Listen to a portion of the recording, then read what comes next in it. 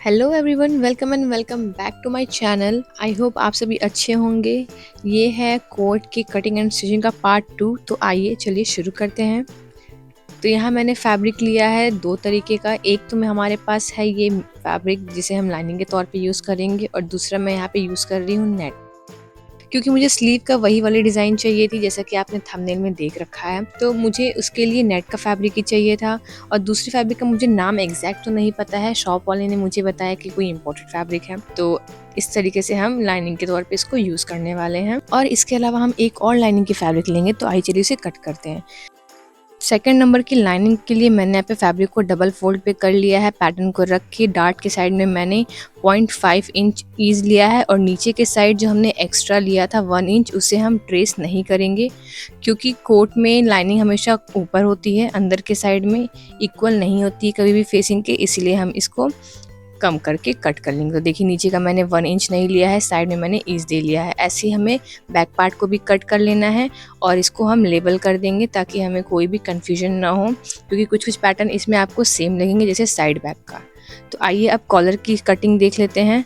Collar की cutting करने के लिए मैंने फैब्रिक को बायस रखा है कुछ इस तरीके से। अगर आपको बायस नहीं पता तो मैं आपको यहाँ दिखा देती हूँ। फैब्रिक को इस तरीके से रखना है, और इसके ऊपर अपने कॉलर को ट्रेस कर लेंगे। इसमें कोई भी ईज आपको ऐड करने की ज़रूरत नहीं है, क्योंकि इसमें पहले से ही मैंने ईज दे रखा है। जो हमारी ये सेकेंड लाइनिंग है, इसकी मैंने सारे पीसेस को कट कर लिया है, फ्रंट, साइड फ्रंट, बैक और साइड बैक को, और ऐसे ही मैंने कॉलर को भी कट कर लिया है। अब हमें फर्स्ट लाइनिंग को कट करना है, तो उसके लिए मैंने सबसे पहले ट्रेसिंग पेपर पे ट्रेस कर लिया है, और फर्स्ट वाली लाइनिंग फैब्रिक पे मैंने आयरन करके इसको बैठा लिया है। और उसके बाद इस सारे को हम, जो पेंसिल वाली लाइनिंग आपको दिख रही है, इसे मैं कट कर लूँगी। पेस्टिंग पेपर मैंने इसलिए लगाया है क्योंकि मेरा फैब्रिक बहुत ही सिल्की है, बहुत ही सॉफ्ट है, तो मुझे कोट में थोड़ा स्टिफनेस चाहिए। अगर आपका फैब्रिक थोड़ा ब्रोकेड या फिर डेनिम है तो आपको इसकी ज़रूरत नहीं पड़ेगी। तो मैंने यहाँ देखिए सारे पीसेस को कट कर लिया है। फ्रंट पे मैंने कोट की लाइनिंग लगाई है, बाकी सब में मैंने नॉर्मल पेस्टिंग पेपर का यूज़ किया है। कॉलर के लिए मैंने यहाँ पे 2 पीस कट किया है, एक पे हम स्टिच लगाएंगे सेंटर पे और दूसरे पे नहीं। आइए अब हम स्लीव की कटिंग भी देख लेते हैं। तो स्लीव की कटिंग के लिए नेट का हमें पूरा स्लीव कट करना है एज इट इज़ जैसा हमारा पैटर्न में है, और दूसरा जो स्लीव हमारा रहेगा वो मैंने 7 इंचेस पे कट किया, जैसा कि आप देख सकते हैं। ऐसे ही हमें दूसरे साइड भी 7 इंचेस तक ही लेके जाना है, और नीचे रिस्ट के साइड मैंने थोड़ा सा फ्लेयर बनाया है अपने स्लीव में। तो जितना हमारा रिस्ट है दोनों साइड मैंने 3 इंचेस एक्स्ट्रा लिए हैं। जैसा कि आप देख सकते हैं मैंने इतना लिया है, क्योंकि मुझे स्लीव में रिस्ट के साइड में फ्लेयर चाहिए। तो मैं आपको दिखाती हूँ मैंने कैसा कट किया है। तो ये जो हमारा सेकंड लाइनिंग वाली फैब्रिक है उसे मैंने कट किया है इतना, क्योंकि हमारा स्लीव नीचे के साइड ओपन रहेगा। फर्स्ट लाइन की पीसेस हमने रेडी किए थे पेस्टिंग पेपर लगा के, उसके ऊपर हमें अब नेट लगाना है। तो 1 बाय 1 मैं सारे पीसेस पे ऐसे ही नेट लगा के पिन कर लूँगी, और हमें चारों साइड फिर एक स्टिच लगा देनी है, जिससे कि हमारा नेट मूव नहीं करेगा। यहाँ मैंने स्लीव को रेडी कर लिया है। इसके लिए मैंने फर्स्ट लाइनिंग, नेट और पेस्टिंग पेपर का यूज़ किया है। इसके बाद हम अपने स्लीव के एग्जैक्ट पैटर्न के अकॉर्डिंग एक और नेट का कट करेंगे फैब्रिक अपने स्लीव के लिए। उसके बाद देखिए मैंने सारे पीसेस को रेडी कर लिया है। स्लीव को हमारा रेडी हो गया है, साइड फ्रंट, बैक फ्रंट, सब कुछ मैंने रेडी कर लिया है। आइए अब मैं आपको ये बता देती हूँ कि मैंने किस पार्ट को कितना कट किया है। तो ये हमारा साइड फ्रंट है जो 2 पीस में कट हुआ है। सेंटर फ्रंट में मैं यहाँ पे एक हमारा लाइनिंग का फैब्रिक है, ये साइड हमारा फोल्ड जब होता है कॉलर तो उसमें दिखता है, तो ये 2 पार्ट मैंने उसके लिए कट किया है, और ये 2 पार्ट हमारा फ्रंट में रहेगा। सेंटर बैक के लिए यहाँ पे 2 पीस कट किया है, और साइड बैक के लिए भी हमारा 2 पीस कट होगा, इसमें कोई भी कंफ्यूजन नहीं है। कॉलर के लिए मैंने यहाँ पे एक कॉलर को फुल कट किया है, दूसरे कॉलर पे बीच में मैंने यहाँ पे स्टिचिंग दी है, जैसा कि आप देख सकते हैं, ताकि स्टिचिंग के टाइम हमें पता चले कि इसका सेंटर कहाँ पे है। स्लीव मैंने आपको पहले ही दिखा रखा है, मैंने ये स्लीव रेडी किया है, और एक हमारा नेट का स्लीव है। सारे पीसेस हमारे रेडी हैं, तो आइए चलिए अब इसे स्टिच करते हैं। लाइनिंग के लिए भी देख लेते हैं कि मैंने यहाँ कितने पीसेस कट किए हैं। तो ये हमारा साइड बैक है। फ्रंट के लिए बस हमें साइड फ्रंट को कट करना है। सेंटर फ्रंट के लिए हमारे पास 4 पीसेस है, तो हमें सेकंड लाइनिंग को कट नहीं करना है, इस बात का आपको ध्यान रखना है। बैक हमारे शोल्डर के पैच को भी मैं यहाँ पे देख लेती हूँ। तो शोल्डर के हाफ से हमें यहाँ से अपना आपको मेज़र करना है, और मैंने यहाँ पे 2.75 इंचज़ का विड्थ लिया है और 0.5 इंच मैंने यहाँ पे सीम अलाउंस लिया है। तो इस पैच को हम कट कर लेंगे। मैंने यहाँ पे नेट फैब्रिक और पेस्टिंग पेपर लगा के देखिए इसे कट कर लिया है और सेंटर से स्टिच कर लेंगे। आइए अब स्टार्ट करते हैं बैक नेक के पैच से। तो मैंने बैक का सेकेंड लाइनिंग ले लिया है। सेंटर फ्रंट से हम कुछ ऐसे एक लाइन यहाँ ड्रॉ कर लेंगे ताकि हमें पता चले कि हमें कहाँ पे स्टिच लगाना है। तो देखिए मैंने यहाँ पे पेंसिल से एक ड्रॉ कर लिया है, उसके ऊपर 0.5 इंच का मैंने गैप दिया है। अब इसको हम ऐसे करके स्टिच करेंगे। तो जैसे मैं यहाँ पे स्टिच कर रही हूँ आपको भी सेम वैसे ही करना है। हम बीच में थोड़े थोड़े कट्स लगा लेंगे ताकि हमें स्टिच करते टाइम कोई प्रॉब्लम ना हो। दोनों पार्ट को मैंने स्टिच कर लिया है। अब हम सेंटर पे स्टिच लगाएंगे। तो सेंटर पे आपको ध्यान देना है लाइनिंग का कुछ ऊपर नीचे ना हो, जिससे फिनिशिंग अच्छी नहीं आएगी। जैसे हमने लाइनिंग को स्टिच किया था वैसे ही मेन फैब्रिक के हम सेंटर को स्टिच करके रेडी कर लेंगे और मैंने इंटरलॉक कर लिया। अब इसे आयरन करके बैठा लेंगे। फ्रंट और साइड फ्रंट को हम स्टिच करेंगे। तो जैसे मैं यहाँ पे स्टिच कर रही हूँ आपको भी सेम वैसे ही करना है। दोनों साइड के हम डार्ट को कुछ इस तरीके से स्टिच कर लेंगे।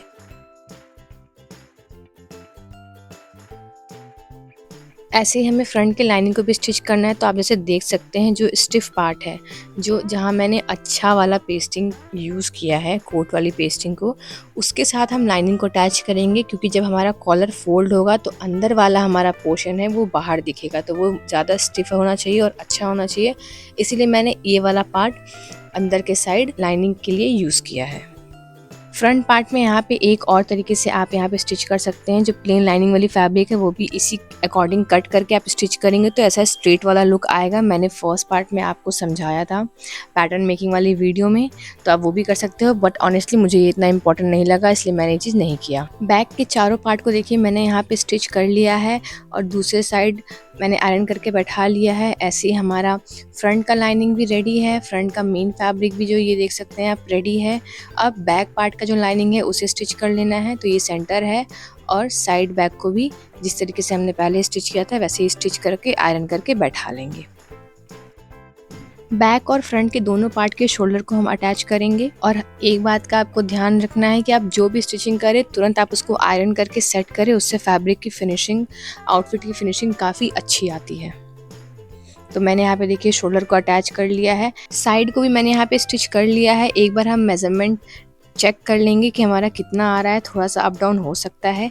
यहाँ पे आ रहा है 19 इंचेस ऑन फोल्ड, वेस्ट हमारा आ रहा है 16 इंचेस। ऐसे ही मैंने लाइनिंग वाली फैब्रिक को भी देखिए स्टिच कर लिया है, शोल्डर स्टिच करके साइड को भी मैंने कंप्लीट कर लिया है। आइए अब देखते हैं हमें कॉलर को कैसे लगाना है। तो मैंने जो दूसरा वाला कॉलर जिस पे मैंने पीछे स्टिच लगाया था उसको हम अपने मेन वाले फैब्रिक पे, जो हमारा मेन फैब्रिक है उस पे लगाना है हमको। जो कर्व वाला पार्ट है वो हमारे नेक वाले लाइन पे लगेगा, जैसे आप देख सकते हैं। दोनों लाइंस को मिलाते हुए हम यहाँ पे एक पिन कर लेंगे और ऐसे ही हमें पूरे साइड पे पिन करते जाना है। यहाँ पे अपने पैटर्न से हमें नाप लेना है एक बार कि हमारा नॉच कहाँ आ रहा है। तो हमें इसी नॉच तक अपने कॉलर को स्टिच करना है। तो मैं यहाँ पे एक नॉच लगा लूँगी या फिर पेंसिल से मार्क कर लूँगी। कॉलर में जहाँ मैंने 0.5 इंच एक्स्ट्रा सीम अलाउंस दिया था वहीं तक हमें स्टिच करना है। तो इस पार्ट को मैं इस वाइट वाले मार्क से पिन कर दूँगी और ऐसे ही हमें पकड़ के पूरे फैब्रिक को एक साथ लगा के पिन कर लेना है ताकि हमें स्टिचिंग के टाइम कोई प्रॉब्लम ना आए। कोट की जो हमने दूसरी लाइनिंग बनाई है उसके लिए भी हम ऐसे ही करेंगे, नॉच लगा लेंगे जैसा कि आप देख सकते हैं और उसी तरीके से अपने इस कॉलर को भी इसमें पिन कर लेंगे। अगर अभी तक आप मेरे चैनल पे नए हैं तो प्लीज़ लाइक शेयर सब्सक्राइब करना बिल्कुल ना भूलें और बेल आइकन पे भी ज़रूर से क्लिक कर दें, क्योंकि इसी से आपको मेरी वीडियो की नोटिफिकेशंस मिलती रहेगी। स्टिच करते वक्त आपको ध्यान देना है कि आपकी स्टिचिंग इस नॉच के आगे ना जाए, नहीं तो फिनिशिंग फिर ख़राब हो जाएगी। जहाँ तक हमने 0.5 का ईज अलाउंस दिया था सिर्फ हमें वहीं तक स्टिच करना है। तो आइए कॉलर को स्टिच कर लेते हैं।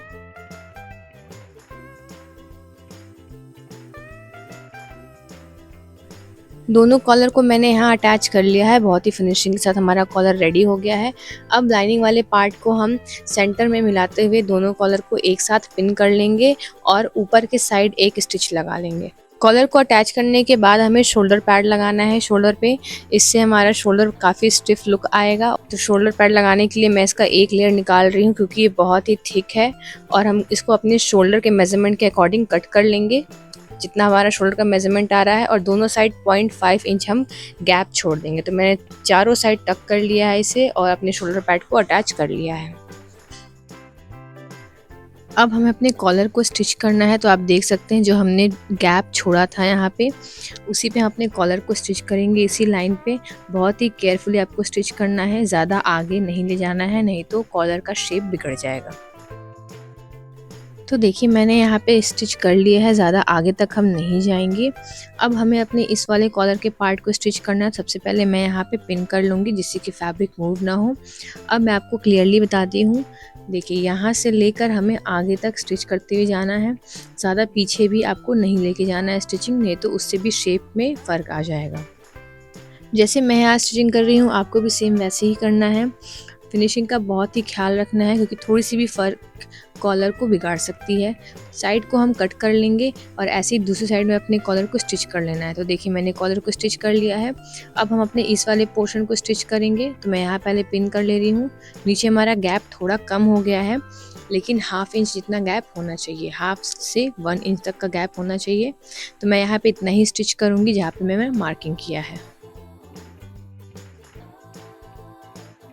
कॉलर को स्टिच करते हुए जब हम नीचे के साइड आएंगे तो जहाँ मैंने पेंसिल से मार्किंग की थी वहाँ मैंने नॉच लगाया हुआ है, जैसा कि आप देख सकते हैं। स्टिचिंग आपको यहीं पे रोक देनी है, इसके बाद आपको स्टिच नहीं करना है क्योंकि हमें बॉटम पार्ट को भी फिनिश करना है। तो मैं आपको आगे बताऊंगी। साइड के कॉर्नर को हम कट कर लेंगे जिससे कि जब हम फोल्ड करें तो कॉर्नर बहुत ही शार्प बने। अब हम कोट को सीधे साइड के साइड पलट लेंगे क्योंकि हमारी तीनों साइड से स्टिचिंग हो चुकी है। सीधे साइड में पलटने के बाद सारे पार्ट्स को आयरन करके एकदम अच्छे से फिनिश कर लेंगे। सारे कॉर्नर्स को भी हम शार्पली पेंसिल की हेल्प से निकाल लेंगे जिससे कि फिनिशिंग काफ़ी अच्छी आएगी। कोट को पलटने के बाद हमारा कुछ ऐसा लुक आ रहा है जैसा कि आप देख सकते हैं। दोनों कॉलर को सेट करने के बाद हम यहाँ पे एक स्टिच लगाएंगे। आप चाहो तो मशीन से भी कर सकते हो। मैं यहाँ पे बाय हैंड इसको फिनिश कर रही हूँ ताकि कॉलर मूव ना हो। दोनों कॉलर को मैंने स्टिच कर लिया है, आयरन करके अपने कोट को मैंने सेट भी कर लिया है। अब हम आइए स्लीव लगाते हैं, देखते हैं हमें स्लीव कैसे लगाना है।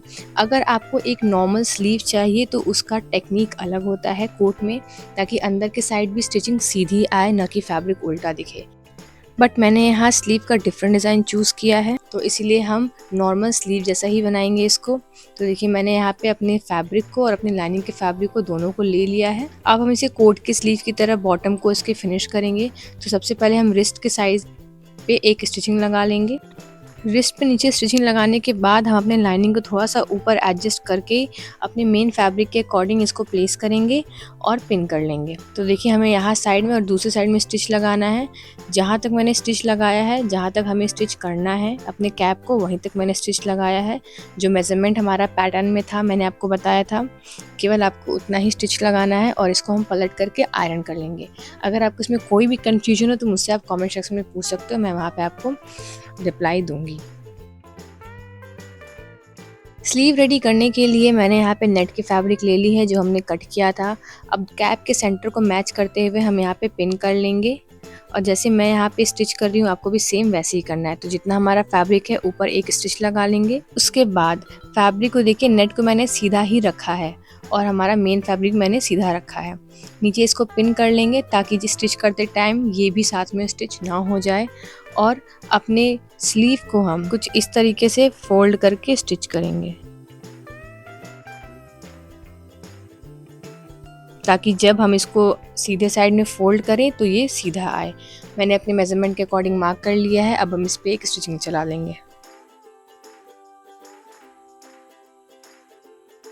इसे अब हम पलट लेंगे। ऐसे ही हमें अपने दूसरे स्लीव को भी रेडी कर लेना है। जैसे हम नॉर्मल कपड़े में अपने स्लीव को लगाते हैं वैसे हमें इस कोट में अपने स्लीव को लगाना है। तो कोट को मैंने उल्टा कर लिया है और स्लीव के सीधे साइड को हम ऐसे अंदर डालेंगे। शोल्डर को मैच करते हुए हम पिन कर लेंगे। ऐसे ही अंडर आर्म होल को भी हम मैच करवाएंगे और पिन कर लेंगे और पूरी गोलाई में स्टिच करते हुए अपने स्लीव को लगा लेंगे। कोट के एक स्लीव को देखिए मैंने रेडी कर लिया है, कुछ इस तरीके का लग रहा है, हल्का सा ओपन है। अगर आप इस ओपन को और थोड़ा सा ऊपर से करना चाहते हो तो कैप का मेजरमेंट आप और कम रखेंगे। ऐसे हमें अपने दोनों स्लीव को लगा लेना है। हमारा कोट बिल्कुल रेडी है। अब हमें बस अपने बॉटम पार्ट को फिनिश करना है, तो आइए चलिए उसे भी देख लेते हैं। बॉटम पार्ट को फिनिश करने के लिए आप ये वाला पोर्शन देख सकते हैं जहाँ मैंने मार्किंग की थी। अब हम इसको अंदर के साइड उल्टा फोल्ड करेंगे, जैसे मैं यहाँ कर रही हूँ। आप काफ़ी ध्यान से देखिए और हमें इसके लेवल को मैच करते हुए, कुछ ही ज़्यादा हार्ड नहीं है, बस लेवल आपको मैच करना है और आपको एक स्टिच लगा लेनी है। तो देखिए मैंने एक स्टिच लगा लिया है। क्योंकि हमारा लाइनिंग वाली फैब्रिक छोटी थी, तो जब हम अपने कोट को सीधा करेंगे और आयरन करके बैठाएंगे तो लाइनिंग हमारी ऊपर के साइड आएगी और मेन फैब्रिक हमारा नीचे के साइड आएगा, जैसे कि हमारे कोट में फिनिशिंग होता है। मैंने इसके साथ एक ट्यूब स्कर्ट भी बनाया है। अगर आपको ट्यूटोरियल चाहिए तो मैं लिंक को डिस्क्रिप्शन बॉक्स में दे दूंगी, आप वहाँ जाके चेक कर सकते हैं। तो मैंने यहाँ देखिए इसको पलट लिया है और जो हमारी लाइनिंग वाली है पार्ट वो काफ़ी अंदर आ रही है। अगर आप ज़्यादा गैप देंगे, ज़्यादा आप जैसे मैंने 1 इंच का दिया था, आप 2 इंच का गैप देंगे तो लाइनिंग और ऊपर आएगी। तो जहाँ से हमने इसको पलटा था वहाँ पे हम एक स्टिच लगा लेंगे बाई हैंड अच्छे से, ताकि बिल्कुल पता ना चले। और देखिए मैंने यहाँ पे इसे स्टिच कर लिया है बहुत ही फिनिशिंग के साथ, बिल्कुल भी पता नहीं चल रहा है। अब हमारा कोट बिल्कुल रेडी है, बस अब इसमें हमें बटन लगाना है। तो मैंने मशीन से बटन प्रेस वाला बनवाया था। हमारी कोट की फिनिशिंग काफ़ी अच्छी आ रही है। अगर आप इसे दूसरे फैब्रिक में बनाएंगे तो ये और स्टिफ लुक देगा। मैंने नेट का बनाया था, इसीलिए ये कुछ ऐसा लुक दे रहा है। अगर आप ध्यान से समझेंगे तो कोट का पैटर्न बनाना और स्टिचिंग करना इतना भी कोई खास मुश्किल नहीं है। अगर आपको इसमें कोई भी प्रॉब्लम आएगी तो आप मुझसे कमेंट सेक्शन में पूछ सकते हो, मैं वहाँ पे आपको ज़रूर रिप्लाई दूंगी। तो आइए एक बार इसका फाइनल लुक देख लेते हैं।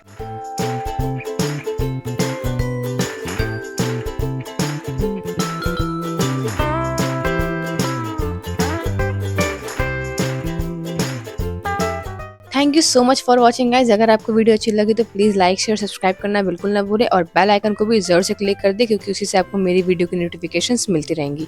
मिलते हैं अगली वीडियो में, तब तक के लिए बाय।